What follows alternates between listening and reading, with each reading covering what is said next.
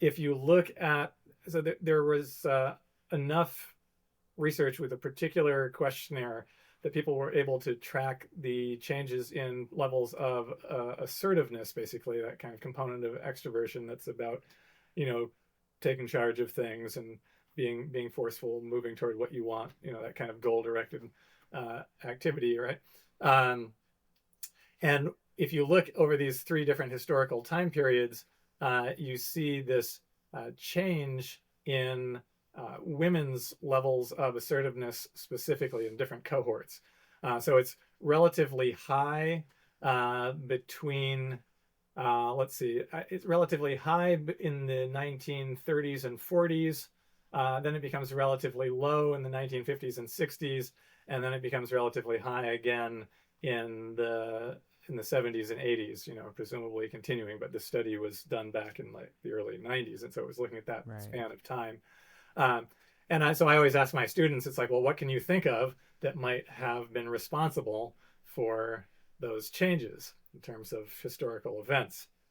Um, you want to guess, or you want me to tell you? Oh, please go for it. I mean, I got a good idea, but Yeah, yeah, right. I'll let It's you. kind of, if you know history at all, which of course some of my Yeah. students don't, um, it's not that hard to figure out. So in 30s and 40s, you've got the Great Depression and World War II, and what happened then was you had a lot of women entering the workforce in the Depression because there just wasn't, you know, it was hard to earn enough money to survive. And then in World War II, because so many of the men were off fighting the war, that they needed people to work in the, you know, so all these women went to work in the factories. Um, so they're being given more responsibility, and it's kind of allowing that potential in their personality to flourish. And then, of course, in the 50s and 60s, you've got the return from the war and suburbanization and this kind of ideal of the nuclear family and keep women in the house and all this stuff.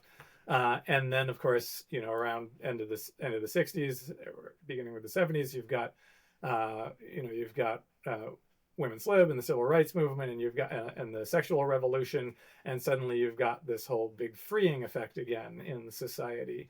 And so it makes sense that people's personalities again become more like outwardly directive and assertive for especially women because they were the most affected by those changes.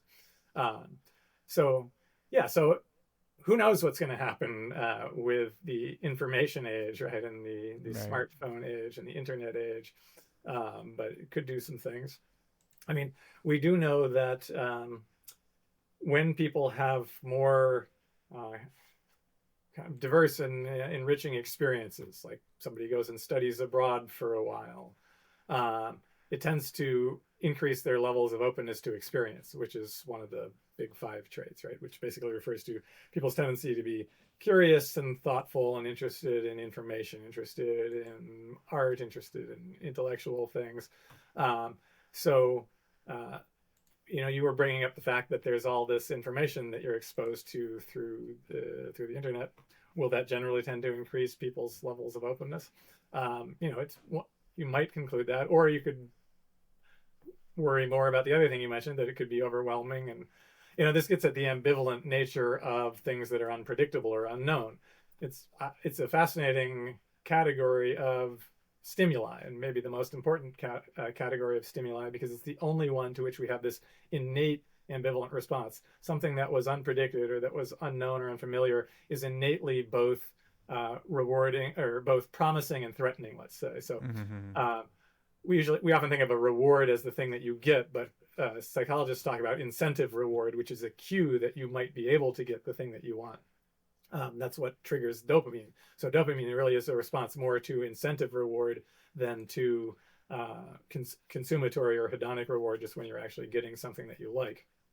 Uh, and so the unknown is an incentive reward. It basically triggers this exploratory tendency, like, oh, I want to find out more about that, right? So information is innately rewarding to us. Um, but at the same time, it also triggers threat. Mm-hmm. It's because what you don't know can kill you in the worst case scenario, right? So if something happens and you didn't predict it, then it's better to be a little bit cautious because there's clearly something that you don't understand going on.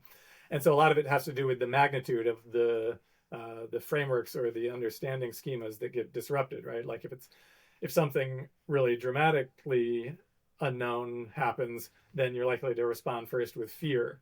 Mm. Whereas if it's in a relatively contained space and you kind of understand the surrounds, but something unpredictable happens, then maybe it's more likely to just induce pure curiosity. And you see this in animals. What you see is that basically, you know, let's say you've got a rat in a cage where it's familiar, and then you, I don't know, play some unfamiliar loud sound, and let's say that sound like let's say the speaker is in a particular location in the cage. Well, the first thing the rat's going to do is freeze, right? It's going to go into these sort of innate stereotypical defensive responses. If it can clearly locate where the sound was coming from, it might even like run to the opposite side of the cage, right? So the initial instinctive response is fear of the Mm. unknown, and that's probably wise, right? Because who the heck knows what that is? It could be something that wants to eat the rat. Um, but then if nothing further bad happens, it will start exploring, right? And it will start sniffing around very cautiously at first, right? So these things are then in a kind of balance. But eventually, if nothing further bad happens, the exploratory side, the reward side, will outweigh the threat and punishment side, and it will explore all around and maybe like try to figure out what the source of this sound was or is. And only after it's kind of got that mapped out and what's going on has become more predictable again, will it then settle back down into either boredom or whatever else it was doing beforehand. So that idea that, first of all, that everything that we do is basically organized around the question of, do we predict it or do we not? And it's like two basic categories in experience: Yeah. the predictable and the unpredictable. And then obviously we want things to be sufficiently predictable that we can keep moving toward our goals. That's how a cybernetic system works, right? It has to be able to predict things enough to be able to direct itself. And that's what we're trying to do. And so the fundamental question that we're always trying to answer is, what should I do? Mm. And when we can't answer that, well, we're usually threatened.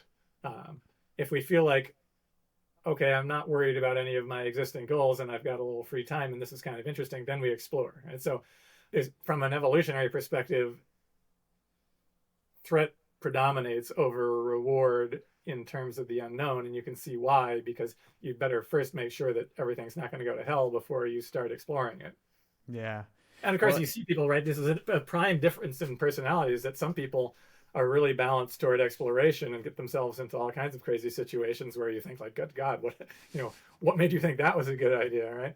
And then other people are so balanced toward fear that they can barely do anything, because anything that's even a little bit unpredictable is just really disruptive and anxiety provoking for them.